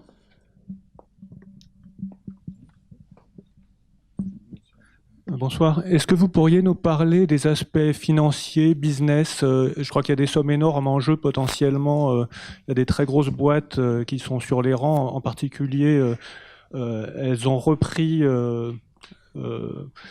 elles sont de nouveau intéressées par les xénogreffes, vu qu'on peut maintenant inactiver les virus endogènes. Et je sais qu'autrefois, il y avait des boîtes qui avaient mis des centaines de millions de dollars en jeu. Où ça en est maintenant? Quelles sont les grandes entreprises qui sont sur les rangs? Et est-ce que vous avez une idée de ces choses-là? Alors, concernant les entreprises, donc, il y en a 2 ou 3. Je ne sais pas si on peut les citer ou pas. On peut parler par exemple de CRISPR Therapeutics qui... Non, je pense pas.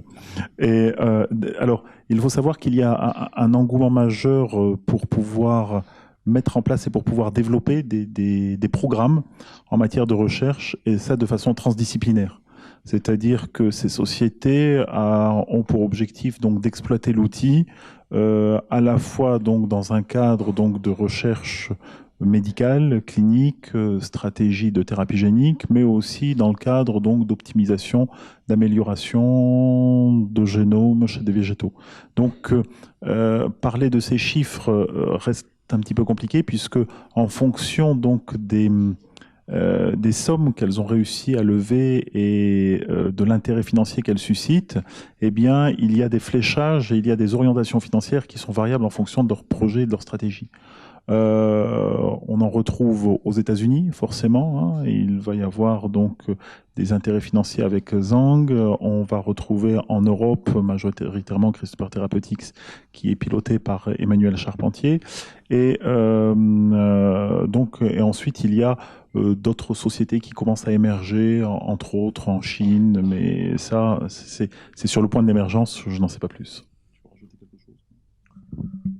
Non, je ne vais pas rajouter grand-chose. Effectivement, il y a aussi...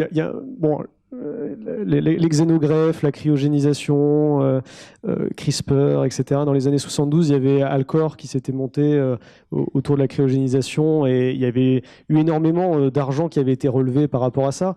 Un biohacker qui a fait un financement participatif sur Indiegogo, donc une plateforme de financement participatif, a quand même relevé $70 000 pour faire un kit CRISPR potentiellement diffusable n'importe où, qui coûte maintenant $159. Donc un kit CRISPR qu'on peut acheter, que j'ai acheté, et qu'on peut faire. Et on peut. Non, alors non, ça n'injecte pas soi-même. Hein, c'est pas des. C'était pas un transhumaniste. Mais par contre, effectivement.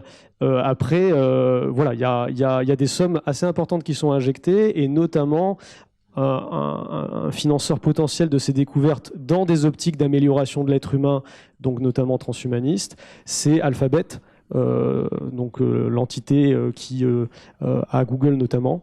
Donc voilà, hein, c'est des financeurs qui sont assez conséquents. Ouais. Je voulais rajouter un mot sur la xénogreffe, puisque ça a été évoqué. Effectivement, l'idée de la xénogreffe, c'est utiliser les cellules animales pour soigner l'être humain en injectant des cellules animales, notamment de porc. Il y avait deux obstacles à ça. Il y avait le rejet immunitaire, qui est majeur et qui ne permet pas pour le moment d'utiliser ça dans une routine clinique, même s'il y a eu des essais cliniques. Et le risque infectieux, avec notamment les rétrovirus, a été évoqué.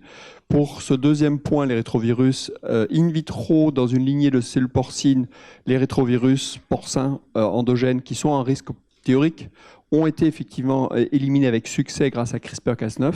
Et il me semble, mais là je ne suis pas complètement à jour de la bibliographie qui va très très vite, que ça a été fait même sur des porcs complets. Mais ça c'est sous réserve, mais enfin il n'y a pas de raison qu'on n'y soit pas très rapidement. Et du coup, le côté immunologique, ça fait longtemps que des gens effectivement travaillent à essayer de casser les antigènes qui, chez le porc, sont les plus immunogènes chez l'homme. Et cette recherche qui existait déjà, très onéreuse avec les techniques anciennes, va, à mon avis, s'accélérer très largement grâce à CRISPR-Cas9, puisqu'on va pouvoir l'envisager de manière beaucoup plus rapide.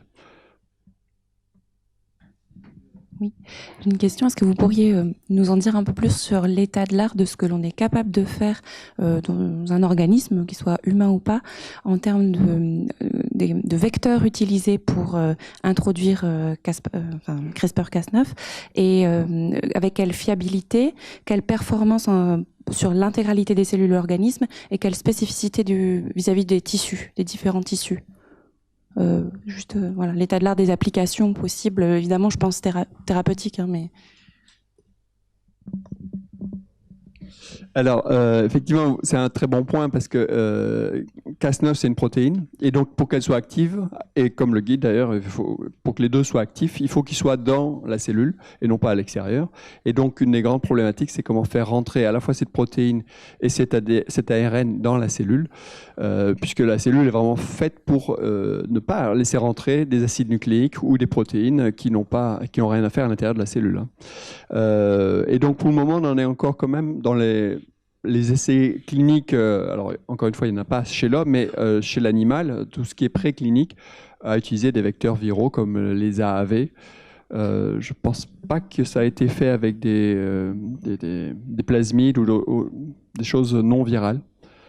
Parce que là aussi, pour rechercher l'efficacité, il faut l'utilisation encore aujourd'hui de virus pour faire rentrer en fait, ce matériel génétique dans la cellule. Après, ce n'est plus le virus qui s'intègre, donc ça c'est vraiment un progrès immense, mais il est encore nécessaire pour qu'il transmette Cas9 et le guide. Pour compléter entre autres en partie des propos, il y a ce problème, comme l'évoquait John DeVos, sur l'utilisation de vecteurs de virus, et ce sont des problèmes des fois qui sont pas des problèmes d'ordre technique, mais des problèmes d'ordre réglementaire. Et donc, pour essayer de contourner cet aspect réglementaire, eh bien, on ne va même plus utiliser de virus, mais on va directement utiliser la protéine purifiée avec son guide dans certains cas. Et ça a été fait au niveau de certains tissus, hein, ça a été fait sur du foie, et, où on injecte directement sur certaines cellules, et donc des protéines directement donc avec le guide, ce qui empêche l'utilisation enfin ce qui évite d'avoir à utiliser des vecteurs. Donc pour contourner en fait dans certains cas, certaines contraintes réglementaires, hein, bien entendu, qui puisaient en plus, ça donne des avantages techniques qui sont à discuter en matière d'efficacité, d'action, de spécificité, mais voilà. En fait, 1, 2.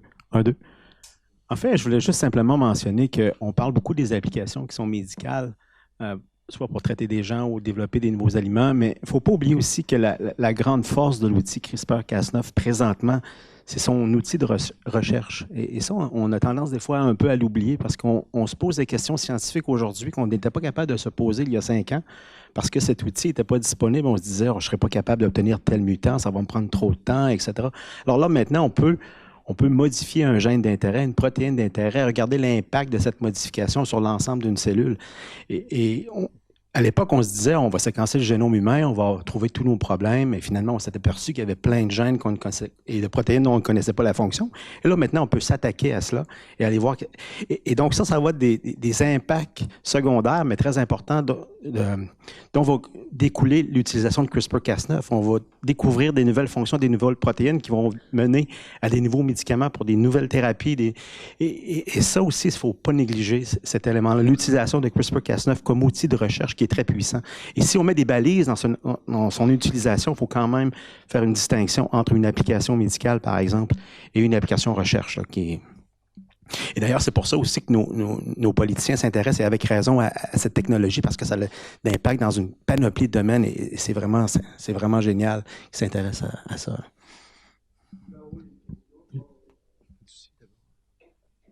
Oui. Bonsoir. Je suis assez content qu'on parle de virus, puisque je suis virologue de métier. L'utilisation que nous avons de CRISPR dans le laboratoire où je travaille, c'est l'essence même de CRISPR, à savoir la destruction d'un virus avec ce système.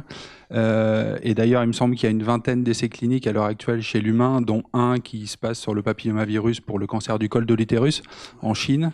J'aimerais avoir votre point de vue, que ce soit scientifique, éthique ou philosophique, à vous de voir, sur l'utilisation de cette technique chez l'humain concernant des organismes exogènes ou étrangers à l'humain.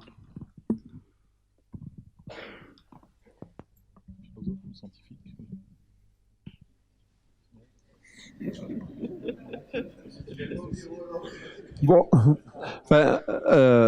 moi ça me pose pas de problème, en tout cas qu'on s'attaque à des virus pathogènes. Après, la principale réserve, ça va être la toxicité éventuelle, donc être sûr qu'il n'y a pas d'effets secondaires non prévus, et éventuellement une propagation de l'outil dans l'environnement. Voilà les grandes questions que ça pose. Mais sur le principe de s'attaquer aux virus ou d'autres gènes, enfin d'autres agents pathogènes, je ne vois pas d'obstacle. Si je peux juste ajouter quelque chose, l'essai clinique actuel sur les papillomavirus, qui est un virus qui s'intègre au génome humain, peut-être que ça peut vous aider à répondre au fait qu'on va casser le génome humain pour essayer d'enlever ce virus. Oui, sauf que c'est pas dans les cellules germinales, donc ça veut dire qu'on va pas modifier le patrimoine génétique des générations futures. Donc ça va être la thérapie génique, c'est-à-dire des modifications des cellules du patient, mais qui sont en principe, donc là il faut s'en assurer, pas transmissibles aux générations suivantes. Donc tout à fait différent de ce qu'on a évoqué tout à l'heure, qui était la modification de l'embryon humain, c'est-à-dire du patrimoine génétique de l'espèce, quoi. Mais Ça rejoint un petit peu les programmes de recherche qui sont mis en place sur le cancer du poumon et sur le cancer du pancréas, où on essaye d'exploiter potentiellement, toujours en recherche, mais non pas en essai clinique, donc des stratégies CRISPR-Cas qui vont aller cibler spécifiquement donc des gènes qui font partie donc de cellules tumorales. Ça rejoint aussi les mêmes problèmes que l'on avait retrouvés dans le cadre de la rétine pigmentaire, où nous avons un gène particulier qui est monogénique dominant, où il y a eu des essais qui ont été faits chez la souris. On a réussi à réverser ça. Donc on n'est pas sur, comme le disait John, sur des modifications donc de cellules somatiques, mais on est sur des cellules avec une cible particulière. Ensuite, le problème majeur, et c'est ce que j'avais évoqué, ce sont les problèmes donc d'off-target, c'est-à-dire de hors-cible potentiels qui vont être là, puisque l'idée de cette technologie, c'est de pouvoir cibler spécifiquement ce que l'on souhaite. Qu'est-ce qui se passe si on tape ailleurs? Voilà. Est-ce que c'est contrôlé ou pas? Et ce seront les problèmes majeurs qui seront rencontrés. Là c'est compliqué, puisque c'est tout l'objet donc de la recherche et de l'investigation autour de cet outil. Bonsoir. Donc moi j'avais en fait principalement deux questions. La première c'est quelle quelle est votre position? En fait, on parle beaucoup de modification du génome humain. C'est vrai qu'on s'imagine beaucoup qu'en fait, on modifie directement dans la cellule telle qu'elle par une injection. Mais il y a aussi, de ce que j'ai vu, beaucoup d'applications sur la reprogrammation cellulaire. Donc, en une sorte de thérapie cellulaire, en modifiant à part par CRISPR la cellule, et après on réinjecte la cellule. Et mon autre question aussi, c'était, je ne sais pas s'il y a eu des recherches sur la modification de l'ADN mitochondrial, et notamment, par exemple, chez les sujets mâles, puisque on sait que l'ADN mitochondrial ne se transmet pas, ne se transmet que de la mère. Donc du coup, ce n'est pas forcément quelque chose qui va modifier les générations futures. Alors pour la reprogrammation, c'est-à-dire prendre une cellule adulte et la reprogrammer en cellule équivalent embryonnaire, donc cellule reprogrammée, pluripotente, capable de faire tous les tissus, la technologie CRISPR-Cas9 n'est pas forcément nécessaire. Après, elle peut être utile pour faire des modifications qu'on souhaite, pour en particulier la recherche. Je pense que la réflexion qui a été faite tout à l'heure sur l'intérêt CRISPR-Cas9 pour la recherche aujourd'hui dans nos laboratoires est fondamentale. Hein. Mais pour la reprogrammation elle-même, CRISPR-Cas9 n'est pas nécessaire. Ça peut être une technique, mais comme une autre. Et après, la modification du génome, enfin du patrimoine génétique des mitochondries, oui, de toute façon, la technique modifie l'ADN. Que ce soit dans les cellules eucaryotes, dans les mitochondries ou dans les bactéries, donc c'est potentiellement utilisable, avec la difficulté qu'il faut modifier peut-être toutes les mitochondries, ou en tout cas une majorité, sinon on risque de voir la maladie se perpétuer. Et donc après, il y a une technique concurrente qui fait l'objet de recherches en Angleterre, qui est la transplantation du noyau d'un ovule malade, porteur des mitochondries malades, dans un ovule pas porteur des anomalies mitochondriales. Mais là, c'est un autre sujet.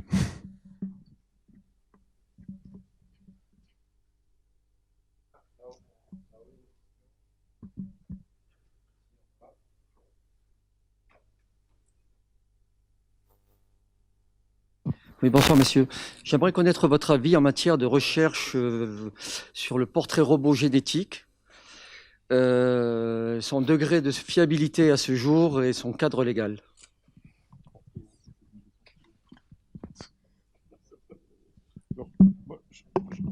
Je veux bien répondre à la question, bien que je l'estime un petit peu hors sujet par rapport à la thématique de CRISPR, puisque le portrait robot génétique, c'est de la forensic science qui n'a rien à voir avec la thématique d'aujourd'hui. C'est une technologie française qui exploite donc des caractéristiques génétiques, si vous voulez. On pourra en parler après, lors de la séance. C'est pas l'objet de la enfin, c'est pas. Mais je me tiens à votre disposition si vous voulez en parler. D'accord ? Voilà. Donc pour la petite information, on sait faire donc des portraits robots génétiques actuellement. C'est un Français qui est à l'origine donc de cette technologie. On peut le nommer. Il s'appelle Laurent Penn. C'est le directeur de l'INPS sur Lyon. Et effectivement, on a potentiellement une technologie qui permet, à partir donc de traces ADN, de faire un portrait robot génétique donc d'une personne avec une fiabilité qui peut être discutée. Voilà. On va fermer la parenthèse. Oui, bonsoir. Je voudrais revenir sur une des premières questions qui avait été posée, c'est est-ce que un organisme transformé par CRISPR est un OGM et considéré comme un OGM? Donc vous avez répondu que oui, sans problème. Et en fait, c'est pas si simple que ça, notamment chez les plantes, puisque on peut donc transformer des plantes par CRISPR-Cas9. Donc la première étape est une transgénèse et on fait de la transformation. On peut détecter assez facilement cette transformation-là, mais on peut croiser ensuite ces plantes et dans la descendance obtenir des individus qui ont la transformation qui a été générée par Cas9, mais qui n'ont plus la protéine Cas9, la RNA guide, rien du tout. Et donc en fait, on peut faire des plantes modifiées qui ne sont plus détectables en fait après, si ce n'est par séquençage du génome par exemple ou des choses comme ça. Et donc voilà, la question d'avoir des aliments modifiés qui ne soient plus détectables se pose maintenant avec cette technique. Et d'ailleurs, récemment, il y a un champignon, alors c'est pas une plante, c'est un champignon qui a été modifié par CRISPR-Cas9 et qui n'est pas considéré comme un OGM et qui a été mis sur le marché, je crois. Non, pas en Europe, mais en Amérique ou au Canada. Donc, en fait, la question n'est pas si simple, la réponse n'est pas si simple. Hein. C'est est-ce que c'est un OGM ou pas? Alors, je suis totalement d'accord avec vous. Effectivement, il y a certaines techniques de CRISPR qui ne conduisent pas forcément un OGM. Cependant, en termes de réglementation française, je parle en termes de réglementation française, pas forcément européenne, ça ne s'applique pas à tous les pays. En termes de réglementation franco-française, on va avoir affaire à une biotechnologie, à une nouvelle biotechnologie. Et le HCB a pour mission de, comme je l'ai dit tout à l'heure, de donner une classification sur les niveaux d'OGM et leur niveau de confinement, mais également de s'intéresser sur toute nouvelle biotechnologie. Et c'est en termes de biotechnologie et de nouvelles biotechnologies que la déclaration, malgré tout, doit être faite au bureau OGM du ministère. Je suis parfaitement d'accord. Je vous dis simplement ce que la réglementation française dit actuellement. Là, je parle au tenté. Je ne vous dis pas que cette réglementation sera appliquée ou applicable dans 1 mois, 3 mois, 6 mois. Les choses auront évolué sans doute, peut-être. Toujours est-il qu'actuellement, au tenté où je vous parle, la déclaration de ces systèmes doit être faite, même si vous pouvez justifier que ça ne donne pas effectivement naissance à un OGM, mais c'est l'utilisation d'une biotechnologie que le gouvernement français souhaite voir déclarée. Voilà, c'est cette raison-là. C'est une des 2 missions du HCB, du Haut Conseil de biotechnologie, d'informer le gouvernement sur tout ce qui se passe en termes de biotechnologie, dont les OGM. C'est là où on voit toute la richesse de la technologie, parce que, outre le fait qu'elle puisse intéresser la recherche fondamentale et appliquée de façon, je dirais, transdisciplinaire, eh bien, CRISPR-Cas va même obliger donc le législateur à s'adapter sur peut-être des nouvelles réglementations ou bien sur peut-être de nouvelles formes. Et donc, vous voyez que CRISPR-Cas touche, là, on est sur une table ronde donc de bioéthique, de philosophie ou bien de questions technologiques, mais derrière, il y aura aussi des enjeux et des débats juridiques derrière. Et c'est là tout l'intérêt, en fait, de pouvoir poser ces questions de façon très précoce, toutes disciplines confondues, pour voir comment on va pouvoir réguler et réglementer certaines utilisations, ou dans certains cas, l'utilisation de cet outil. En fait, c'était une excellente question. Pour les gens qui ne connaissent pas la petite histoire du champignon, en fait, dans ce cas-ci précis, on a utilisé les technologies CRISPR-Cas9 pour inactiver un gène qui était déjà présent. Donc, c'était une oxydase. Donc, vous savez que vos champignons vont évidemment brunir après un certain temps. Donc là, on a éliminé, ou en fait, on a inactivé un gène, l'oxydase, pour permettre ou retarder le brunissement des champignons. Dans ce cas précis, donc, on n'ajoute pas un gène. On n'ajoute pas... On enlève quelque chose qui était présent, qu'on pourrait faire par des méthodes classiques, mais qui seraient beaucoup plus longues. Donc, c'est sûr que l'élément cas par cas va devoir être regardé, parce que dans ce cas-ci, comme vous l'avez bien expliqué, il restera plus, l'ancien ADN n'est plus là, mais là, on a vraiment inactivé un gène au lieu d'ajouter un gène. On n'ajoute pas un marqueur de résistance aux antibiotiques ou un pesticide, là. On enlève un gène qui était normalement présent. Donc, c'est assez différent. Un bon point. Oui, alors, dans la réglementation européenne qui s'applique dans tous les pays européens, la 2018, la définition est extrêmement intéressante parce qu'en fait, elle définit l'OGM en fonction de l'intentionnalité que l'on a eu de le produire. Et donc, effectivement, tous les produits obtenus par CRISPR-Cas9 sont des OGM, comme il a été dit, mais il y a une grosse nuance. La nuance, c'est que la même 2018 dit « sont exclus de l'assiette de la directive les produits obtenus par mutagénèse ». Et donc tout le jeu maintenant, notamment avec le poids des entreprises qui, je vous garantis, mettent le paquet, c'est de dire « mais ce sont des mutations, au moins lorsqu'on introduit très peu une séquence très courte, eh bien, c'est équivalent à une mutation. » Et c'est d'ailleurs dans ce sens qu'ont statué les experts européens et ceux du HCB, au moins le comité scientifique, bien entendu. Alors, avec un raisonnement qui est extraordinaire, c'est-à-dire de dire, bah, finalement, on fait exactement ce que fait la nature. Et alors, on se demande pourquoi on fait autrement et pourquoi c'est une révolution. Je veux dire, c'est complètement antinomique. Ils ne se rendent même pas compte de cette contradiction. Et donc, actuellement, tout l'enjeu, il n'est pas du tout réglé. On est dans un flou juridique de savoir quel sera le statut des produits obtenus par ces nouvelles technologies, au moins en ce qui concerne... alors quand on introduit beaucoup de pertes de base, ok, mais pour des faibles modifications, rien n'est tranché. Et c'est là que je reviens aussi à quelque chose qui m'a un peu choqué dans ce que j'entends. Mais on s'exprime d'une façon très courte, donc c'est peut-être logique. C'est-à-dire qu'on part, quand on veut faire une analyse éthique, d'objets qui sont des objets de laboratoire, et on estime que cette structuration philosophique, ces catégorisations, elle est valide dans tous les autres domaines. Or, ces OGM, puisque ce sont des OGM, on les a sortis du laboratoire et on les a mis dans la société et dans le monde vivant. Et par conséquent, il y a, avant de faire des analyses éthiques comme celles que j'ai vues, aussi bien enfin, dans les différents comités éthiques qui existent, avant de faire ça, il faut s'interroger sur la catégorisation des objets. Elle n'est absolument pas convenable. Bon, il se trouve que je suis ancien vice-président du Haut Conseil des biotechnologies. J'ai monté un groupe éthique dans cette institution. Et oui, mais voilà. Non, mais je suis désolé, ce sont des questions qui sont extrêmement importantes, les questions éthiques. Et je note qu'on nous a dit que la société s'ouvrait sur la société civile. Je suis désolé, c'est pas vrai. Parce que les scientifiques viennent dans la société civile expliquer pourquoi ils ont raison. Ils viennent absolument pas écouter ce que la société civile dit. Et la société civile, elle a une réflexion sur l'éthique qui est quand même légèrement supérieure au comité d'éthique, excusez-moi. Et je pense, mais oui, ben venez chez nous, on en discutera. On ne peut pas, si vous voulez, on ne peut pas parler d'éthique avec des objets qui sont inappropriés. Voilà.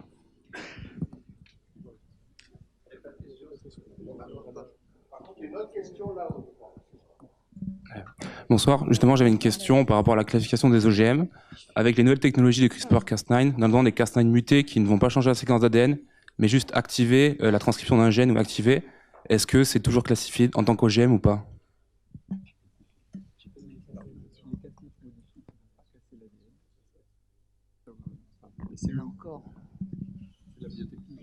Là encore, je ne peux répondre que ce que je vous ai répondu tout à l'heure. Même si ça ne donne pas naissance à un OGM au sens strict du terme, on ne va pas reprendre la définition d'un OGM tel que c'est défini, un trinôme expérimental, un insert, un vecteur d'expression et un autre receveur. Mais ça, on en reste quand même là dans une biotechnologie. Et donc, je suis désolé de répondre encore une fois, cette biotechnologie doit être déclarée préalablement avant toute utilisation dans le laboratoire. Ne serait-ce que, je veux reprendre quand même le terme qui a été utilisé tout à l'heure, le respect de l'environnement quand même, parce que quand on modifie un organisme biologique, évidemment, on ne sait pas trop bien si on le largue dans la nature, s'il ne va pas modifier la faune ou la flore sauvage. Donc, ne serait-ce que pour ça, c'est pour ça que cette réglementation existe aussi. Si on fait de la thérapie génique par de la vaccinologie chez l'homme, le dossier repasse 2 fois dans les mains du Haut Conseil des biotechnologies. La première fois pour juger du confinement de l'objet biologique que l'on modifie, donc de l'OGM, et la deuxième fois, après l'injection au patient, de savoir s'il ne peut pas être disséminateur du produit OGM qu'on lui a injecté, pour éviter la dissémination dans l'environnement. Je ne sais pas si j'ai répondu à votre question, je me réfugie encore dans la biotechnologie. J'ai une question assez simple. Hein. C'est juste, quand on voit le délai de mise en place de lois ou de réglementations, et, confronté à la vitesse d'évolution de toutes ces sciences, en pratique, très simplement, comment est-ce qu'on peut répondre et comment limiter et par quels moyens on contrôle ces recherches comment sont appliquées pas les punitions, mais en cas de fraude, quelle est la réponse ?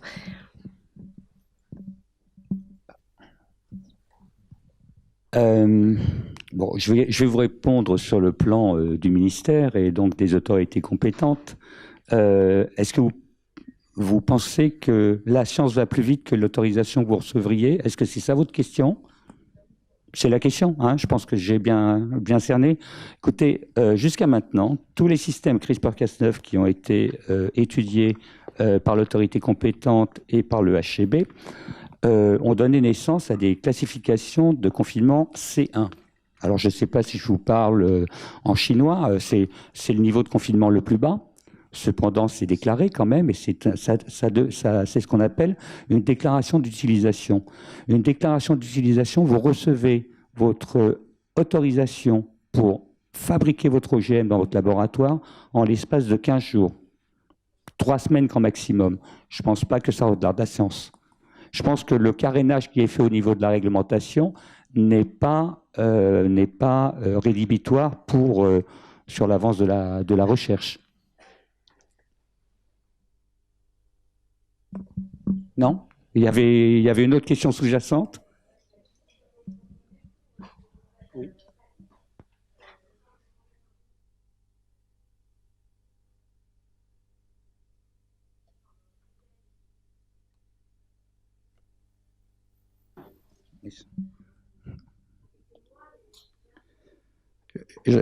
J'entends complètement votre question, mais c'est le terme de la réglementation.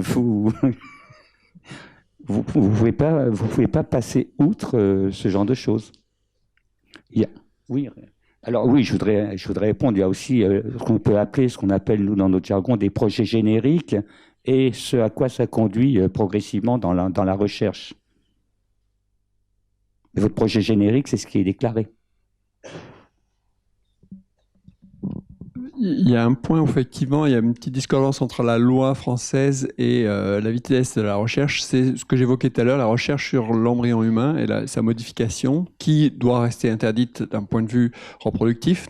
Ça ne rentre pas dans la clinique. En revanche, un certain nombre de personnes, dont moi, mais d'autres autour de moi dans l'atelier qui a été cité tout à l'heure, étaient en faveur d'une modification de la loi française. Alors il va y avoir la révision des lois de bioéthique à partir de l'année prochaine. Et donc ça peut être un sujet. Est-ce que la France fera partie de ceux qui vont aussi faire de la recherche sur ce sujet, même si ce n'est pas pour une application clinique maintenant? Bon. Mais sinon, quand même, la plupart de ce qui vient d'être évoqué comme utilisation potentielle, ça rentre dans le cadre français des OGM, avec les nuances qui ont été évoquées tout à l'heure par rapport à la mutagénèse. Mais bon, beaucoup de ce que ça ouvre comme porte ne sont pas forcément non envisagés par la loi française ou la réglementation en général. J'avais quand même une question que je vais poser à M. Bleu, justement. Est-ce que, si on veut imaginer, par exemple, ce qui a été évoqué par Christian Siatka tout à l'heure, une chimère où on croise 2 animaux domestiques, ce genre de projet qui n'est pas un projet avec une finalité scientifique ou médicale en tant que tel, comment ça passerait en France, par exemple, une proposition comme ça? Vous parlez de croisement d'animaux wild type, c'est-à-dire tout à fait, pas du tout génétiquement modifié. Si? Ah bon. Ah ben si vous croisez des gènes et que ces gènes sont porteurs de modifications génétiques apportées par la main de l'homme, là je reviens sur la définition précise de ce que c'est un OGM, il faut que la main de l'homme munisse ses ciseaux moléculaires. Donc le biologiste moléculaire modifie le génome, vous croisez 2 animaux dont un est modifié, vous faites un nouvel animal. Si vous croisez un animal A avec un animal B, vous allez obtenir un animal AB qui est à déclarer aussi. Parce que vous construisez un nouvel OGM. On fait effectivement... Oui, c'est déclaratif. Oui, bien sûr. Effectivement, tout ce qu'on peut obtenir comme animaux dans nos laboratoires, hein, et pas seulement dans nos laboratoires, chez nos éleveurs, chez nos producteurs d'animaux de laboratoire, évidemment que ce sont que des animaux qui sont obtenus soit par transgénèse soustractive, des animaux knock-out. Alors, comme je dis toujours dans mes cours, à moins d'avoir délété le gène de la gentillesse chez une souris, on obtient toujours une souris qui est de classe de confinement C1, donc qui ne présente aucun danger, ni pour l'homme, ni pour l'environnement. Bon, là, effectivement, ces nouvelles technologies posent des craintes, des espoirs et des craintes. Hein, voilà. Et sur le plan philosophique, je dirais, la question, c'est aussi qu'évidemment, existe une discipline, l'éthique, qui remonte à Aristote, c'est-à-dire au début de la philosophie. Mais évidemment, cette éthique, c'est pas la même qui puisse s'appliquer à ces nouvelles technologies. Et donc, on a le cas où, évidemment, on va puiser dans toute cette histoire philosophique de l'étude du comportement, de l'action humaine, du devoir-être, et en même temps, on ne veut pas lâcher totalement, puisque ça remplit nos conduites, notre manière de vivre. Et même en même temps, là, on est confronté à des problèmes tout à fait nouveaux, que évidemment on n'était pas envisagé par la tradition. Et donc, c'est sûr qu'il faut établir un dialogue. On va pas jeter par-dessus bord toute notre philosophie de l'action, d'une part, et en même temps, on doit s'adapter à des problèmes nouveaux. Et je crois que ça crée évidemment une tension. Mais encore une fois, l'éthique appliquée, c'est ce dialogue indispensable entre des théories antérieures de l'action et puis des problèmes qui se posent à nous aujourd'hui. Et ça, effectivement, c'est un dialogue à construire ensemble, à construire avec l'ensemble des acteurs, n'est-ce pas, qui sont touchés par ces problèmes,